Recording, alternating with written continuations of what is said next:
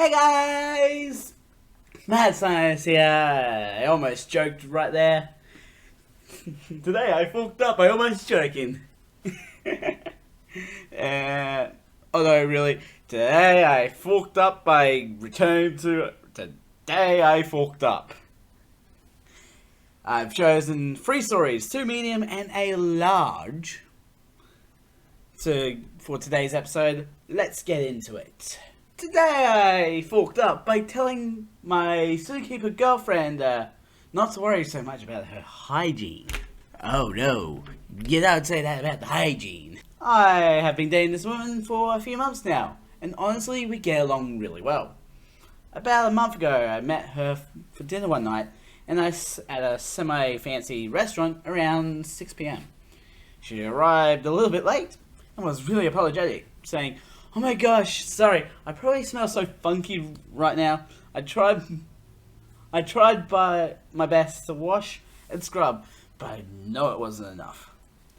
She was pretty stinky. She works as an animal caretaker at the zoo and had to stay late that night, so I understood. That night was the first night I really noticed her stinking of animals. It was strong at the same table, something between an old fish and a ferret cage. And rather unappetizing, but not the sort of thing you could smell across the room, so I saw no reason it should ruin the dinner. So I tried to reassure her and said, "Oh, no you don't." She said, "Oh, don't lie. There's no way I smell okay right now." So I said, I guess there's a slight smell, but it just shows you worked hard. I've never been one of those weak-stomached guys who's going to complain about that. I honestly don't mind. Honest, I'm used to animal smells anyway. To my surprise, her eyes lit up and said, "Wow, you're really serious? That's so reassuring to hear." And started opening up about how hard it was to make sure she always smelled good. That she often had to scrub for half an hour after work to even be somewhat presentable, and sometimes even that wasn't enough. Changes of clothes and boots, and she had to sometimes pick which days to schedule dates with me or run errands based around her off days or which animals she'd be working with that day to make sure the stink wasn't too bad. I said, "Wow, I had no idea it was that tough." I asked how other keepers dealt with it, and she said most were single or dated within the profession, and it was rare to find someone like me who genuinely didn't mind. So I reassured her that, yay, she doesn't need to be overly concerned about that with me. I could tell it meant a lot to her.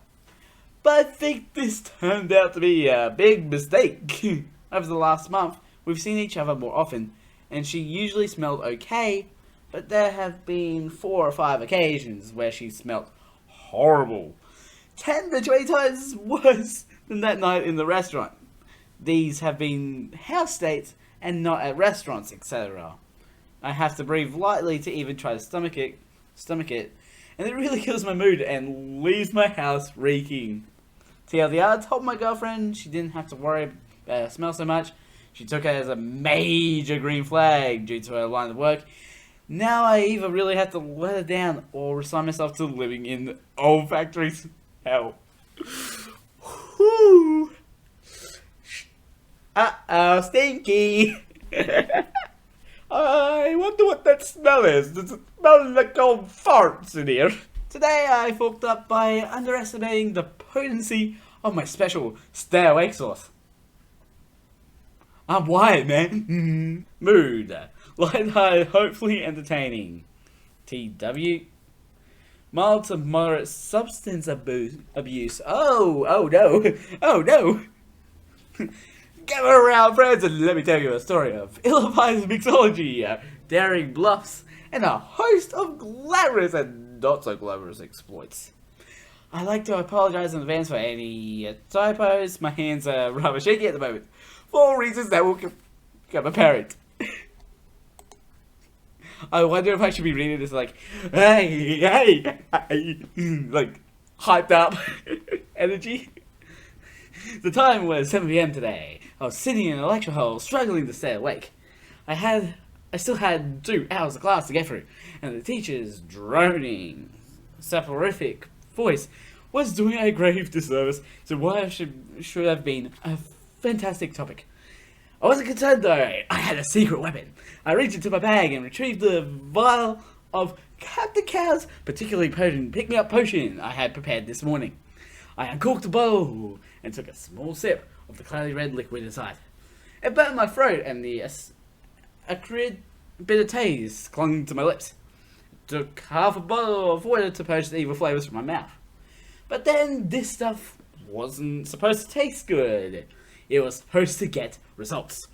I sat and waited eagerly for it to take effect. Half an hour later, the temptation to drift off to sleep was still there, clouding my mind and weighing down my eyelids. I decided I needed a little more juice. This time I took a hearty mouthful, forcing it down my throat despite my body's protests. That, dear reader, was a mistake. At this point, we should rewind a few years for some much needed context. This is the part of the story with the daring bluff and the glamorous exploits. I graduated high school with the help of prescription stimulants, which were only prescribed for a short time. I took them on an as-needed basis and squirreled the excess away for a rainy day. Fast forward a few years to the rainiest day in recent history. The pandemic. The collective mental health of the world took a nosedive, and I was right there with everyone else, plummeting towards rock bottom. I remember how well prescription stimulants had worked for me in the past, but I didn't want to exhaust my dwindling stash or pay exorbitant prices for street Adderall, so I started looking into alternatives. Dear reader, did you know you could just get into the internet and buy a canister of pure laboratory-grade gravy? I did it until one fateful night in December of last year. I sat staring at my computer screen, my mind awash with new hope and anticipation. I added the canister to my cart and pressed the big green button. As it turned out, ordering stimulants, even legal ones, from an industrial biochemical supply company isn't as simple as push the big green button. They wanted to know that I was a responsible scientist working with a reputable research institution, and not, for example, a burnt-out college student trying to impulse buy enough caffeine to kill a horse. I sat staring at the form for a while, wondering if I was the kind of person who would try to bluff their way through a background check to a soft drugs from a chemical supply company. The bottle of a single malt on my desk cast the deciding vote. I woke up the next morning being like, right at dinner. My brain was assigned to be alcoholic. I get anti-hangovers. Ugh. I sat down at my computer and checked my email. One new message from a contact at a biochemical supply company. The events of the previous night came flooding back to me. Oh, fucking hell. Hey, balls! I thought. They must have followed up at the school. I'm probably about to be expelled.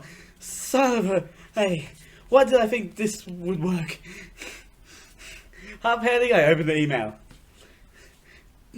Dear Cow, it read, we're writing to inform you that your most recent request to be added to the list of authorized purchases for Cow College has been approved. Click this link to complete your order. I stared at the screen, dumbfounded. I clicked the link, still dumbfounded. I placed my order. I spent the rest of the year adding carefully measured portions of semi-legally obtained caffeine to my tea, making each cup of chamomile the equivalent of 8 cups of coffee. I was back, baby! I got back into cooking. I took up hobbies. I went on dates. I pulled all nighters. I went from nocturnal to diurnal to nocturnal again. I did all my homework on the roof. Students weren't supposed to have roof access, but I was an exception because I was good at picking locks. Don't do that.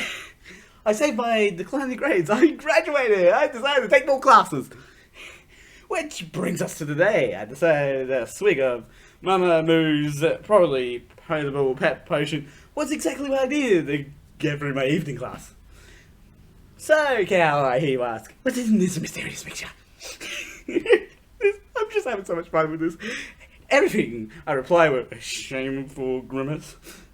Everything was in it. It was half espresso, half Tabasco sauce, fortified with beautiful caffeine, and amphetamine, nicotine, and methylphenate. One sip is the equivalent of washing down a Ritalin and half an Adderall with 12 cups of coffee. A shot glass of the stuff would send an adult into vehicular fibrillation.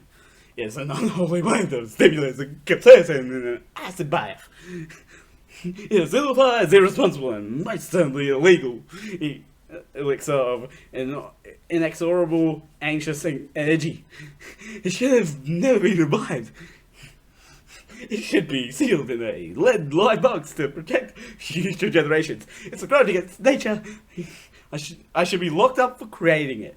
So now I lie here in my bed, taking long, deep breaths, trying to keep my mind and body under control while the concoction slowly drains from my system. My muscles are trembling, my resting heart rate is 90 beats per minute. I can feel the adrenaline cortisol pumping through my veins. It's a good thing I have prior practice preventing heart panic attacks, or else I'd surely be curled into a fetal ball of suffering right now. By now. Don't worry, internet friends, I've learnt my lesson. Next time, I'll only take one swig.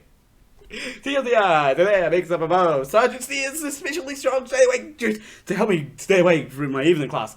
It was an unholy mixture of espresso, Pasco, laboratory-grade caffeine, amphetamine, nicotine, and methylphenate. I underestimated its potency and imbibed far more than I should have. Now I'm suffering through the after effects of my satanic swill, trying to keep my mind and body under control until the evil brew has run its course. Lesson learned, one sip only. Edit. I'm kind of floored by how much people have engaged with this, both to appreciate and condemn it. And I'd like to address a thing or two. One, everything I've described is a terrible idea that nobody should imitate. I'm playing up the Chaos Goblin undergrad character to make an interesting read, but the truth is all of these decisions were bad ones. In hindsight, a couple of those conversations with a psychiatrist would have been a much better way to address my mental health struggles during the pandemic.